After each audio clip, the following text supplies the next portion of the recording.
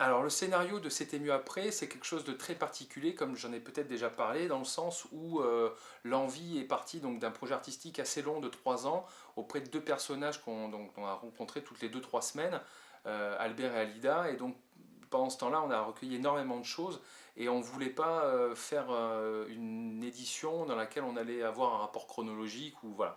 L'idée c'était d'en faire une création, et donc on est parti dans l'idée même de la fiction et même de la science-fiction, puisque le début du scénario est emprunté à René Barjavel dans son livre Ravage, où on découvre une ville qui est voilà, dans un chaos, un très grand chaos, euh, et dans ce scénario-là, voilà, on voit les gens évoluer difficilement.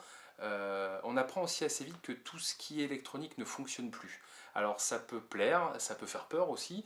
Nous en tout cas, on s'est intéressé à comment l'être humain pourrait vivre si demain tout ce qui est électronique ne fonctionnait plus, à commencer par les téléphones portables, les ordinateurs, voilà tout ça. Donc on fait évoluer nos personnages qui vont aller dans une zone dangereuse puisque c'est la campagne, et dans cette campagne-là, donc ils vont trouver nos deux personnages et quelque part réapprendre à vivre. Donc on est dans un scénario qui est volontairement alternatif, voire même altermondialiste, on l'assume bien sûr, avec une proposition de réfléchir à la notion du temps et de ce qui nous entoure, et notamment de la valeur de la campagne, voilà, et de l'observation, et de peut-être prendre le temps. Donc ce temps-là, on a voulu aussi le prendre avec le lecteur, c'est pour ça qu'il y a pas mal de pages où voilà, on prend le temps de poser notre dialogue.